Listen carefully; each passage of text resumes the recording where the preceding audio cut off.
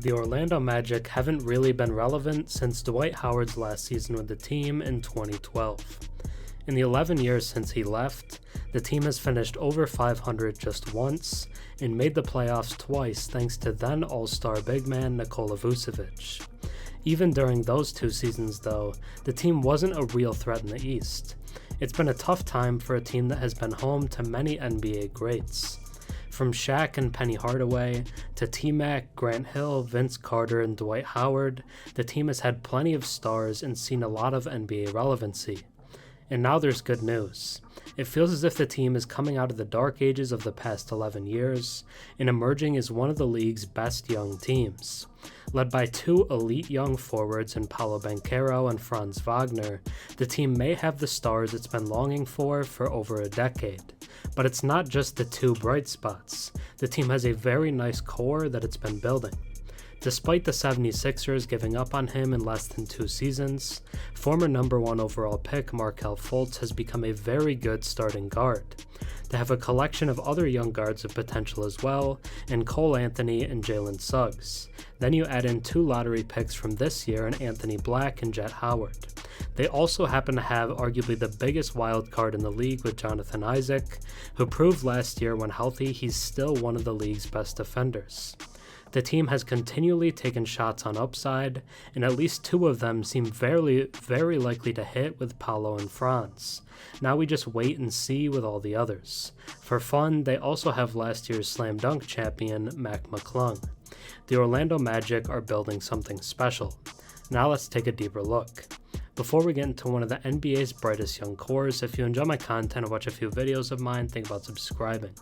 91% of my viewers are actually not subscribed, so if you watched me before and enjoyed the content, drop a sub and comment down below. It really helps the channel. Last season, the Orlando Magic went 34-48, which put them at 13th place in the Eastern Conference. However, they were just 1 game back of 11th and were a level above the tanking teams in the East. They had twice as many wins as the Pistons and finished 7 games better than the Hornets. They're getting some respect from Vegas as well, as they're tied with the Nets for the 10th most projected wins in the conference. So they're expected to take a step up and actually compete for a spot in the play-in tournament, which would be good progress for the team. If you have your main guys get better and make the play-in, I'd say that's a successful season for Orlando. It would likely mean they finished ahead of teams like the Raptors, Nets, and Hornets, who are all actively trying to make the playoffs this season. And I think they have the talent to do this, if not more. But that depends on the players, so let's take a look at the impact guys for Orlando. You could really start with either of the young star forwards when talking about Orlando, but I'll take us to the reigning Rookie of the Year, Paolo Banchero. Despite having one of the best rookie campaigns of the 21st century, Banchero generated relatively little attention. Maybe it was due to the fact that everyone was looking ahead to Victor Wembanyama, who was hyped as arguably the greatest prospect ever, or the fact that he plays for the Magic, a team that's not covered much by the top networks, or maybe it's just because the Rookie of the Year race was never close, so it didn't generate as much intrigue. But whatever it was, Paolo Banchero's rookie year doesn't seem to have been appreciated for what it really was, and that's one word: dominant. Banchero had the 6th highest scoring average for a Rookie of the Year winner in the last 23 years, at 20.0 points per game, trailing only Blake Griffin, Luka Doncic, LeBron James, Kevin Durant, and Tyreke Evans. Not a bad group of names to be with. Excluding Evans, all the names there are/were perennial All-Stars and likely Hall of Famers. Paolo set himself up well to be that level of player too, and yet despite his seemingly clear future of being a superstar, he's not really talked about much, but he'll start to get his recognition this season. Then they have another future All-Star at forward in 22-year-old Franz Wagner. He helped lead Germany to the gold medal at the 2023 FIBA World Cup this summer and just continues to get better. In his 2nd season last year, he averaged 19 points, 4 rebounds, 4 assists, and a steal per game, while shooting a very solid 49% from the field. He's extremely well-rounded and does just about everything you could ask for on the court. Despite being selected 8th overall in the 2021 NBA draft, you could make an argument he's the best player from that draft class. As a 2-year player at Michigan who averaged 12 points per game, many people failed to see the upside in the German youngster, but the Magic did, and his stats in the NBA have been better than they ever were in college. Then I'll take us to the second number 1 overall pick on this team. That would be the 2017 number 1 overall pick, Markelle Fultz, who was once deemed the last piece of the process.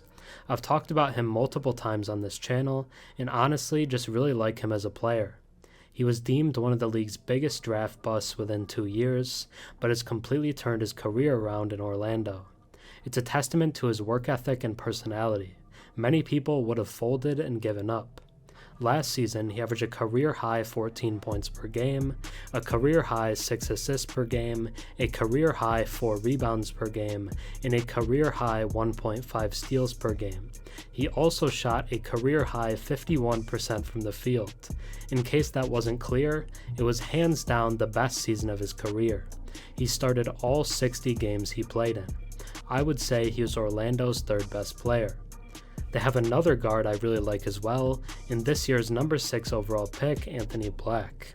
He's a great two-way player, and he's a phenomenal passer and defender.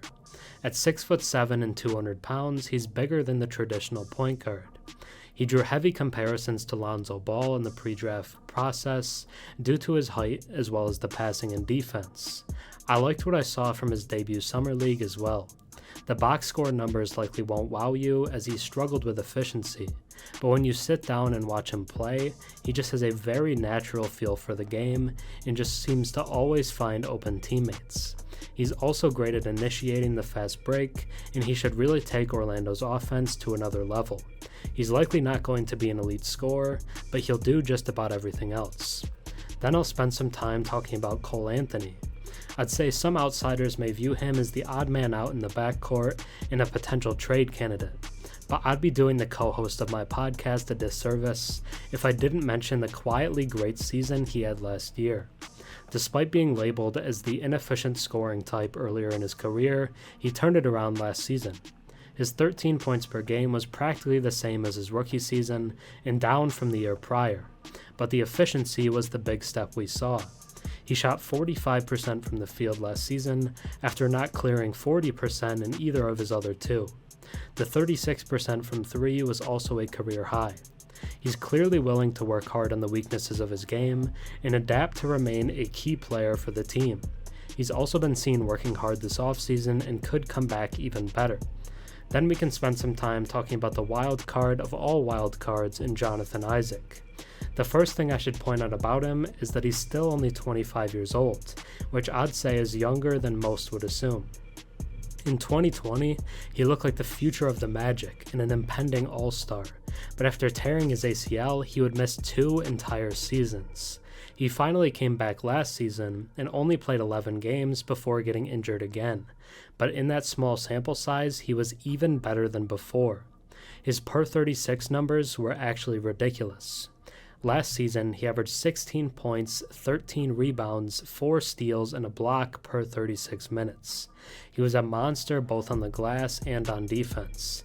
He should be ready to go for the start of this season and will aim for a healthy 2024 campaign. Then I'll talk about some other guys in less detail. Wendell Carter Jr. is just a dependable starting center. He averaged 15 points and 9 rebounds per game last season and shot a solid 36% from 3. He's not a star or anything, but he's just a good NBA player. Jalen Suggs hasn't lived up to what people expected when he went 5th overall in 2021, but he has been a good defensive presence and hopefully we'll see a jump offensively. Joe Ingles was an interesting free agent addition and should provide some valuable spacing. And the team's other lottery pick from this year, Dwight Howard, will also be worth keeping an eye on. In terms of lineup, the starters for the Magic should be Fultz, Black, Wagner, Banchero, and Carter. Then the second unit should be Anthony, Gary Harris, Ingles, Isaac, and Goga Bitadze. Guys like Howard, Suggs, and Mo Wagner could get some minutes as well. So what should we expect from the Magic in 2024? On the low end, they could finish in the 11 to 13 range like they did last season, but stay in the play-in race all season long. On the high end, they could finish somewhere from 8 to 10 and make their first playoffs since 2020.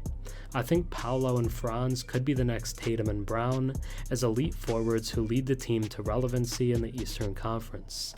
The team has so much potential, it's ridiculous, and they just have to hit on a few of them for the team to become incredibly dangerous very quickly. Expect at least one All-Star and one of Paolo or Franz. It seems unlikely both make it unless the team really aggressively overachieves.